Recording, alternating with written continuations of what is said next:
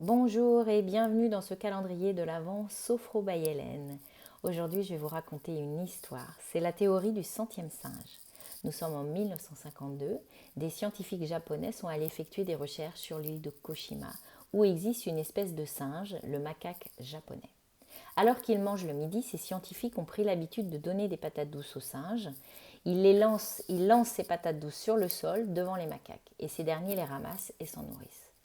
Mais les patates ont roulé sur le sol, elles sont pleines de sable et de poussière, ce qui ne les rend pas très agréables à manger.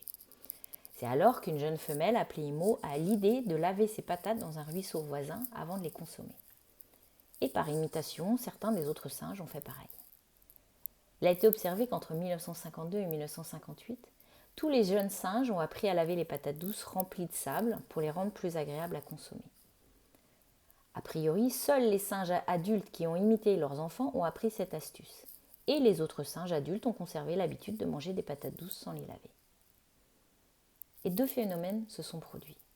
Le nombre de singes qui a lavé les patates douces avant d'en manger a continué d'augmenter jusqu'à ce qu'un centième singe, nombre symbolique et arbitraire, se mette lui aussi à nettoyer ses légumes avant de les consommer. C'est alors que s'est produit un basculement. Une fois ce nombre symbolique de 100 singes atteint, tous les singes de la tribu ont suivi le mouvement et ont lavé les patates douces. Sans exception. Une fois ce nombre atteint, et vous l'avez entendu, ça s'est passé sur quelques années, malgré que certains n'avaient pas suivi par simple imitation, une fois le centième singe lavant les patates, tous les singes, comprenez bien tous les singes, ont lavé les patates douces avant de les manger. En parallèle, deuxième phénomène a été observé. Les singes vivant sur les autres îles ainsi que sur le continent, alors même qu'ils n'avaient eu aucun contact avec les singes de l'île de Koshima, ont commencé eux aussi à faire la même chose et à laver leurs patates douces dans l'eau avant de la manger. Qu'est-ce qu'on peut conclure de cette histoire ? On a ici l'histoire d'une technique qui se répandrait à partir d'un petit groupe de singes à toute la population des singes de la même espèce, sans aucun apprentissage autre que l'imitation. Cette technique acquise au fil du temps par un certain nombre de singes, ici on pose l'hypothèse que les 99 premiers singes aient acquis une nouvelle technique, et au centième singe, je rappelle c'est un nombre symbolique, cette technique se répand non seulement dans toute la tribu des singes de l'île, mais aussi sur d'autres îles, sans aucun contact avec les singes eux-mêmes.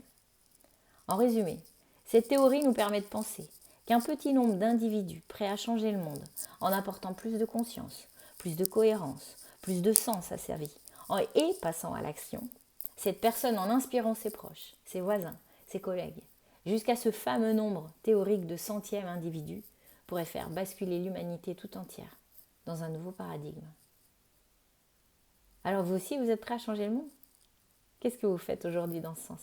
Ne sous-estimez pas le pouvoir, votre pouvoir personnel de changer le monde. Je vous souhaite une excellente journée et je vous dis à demain.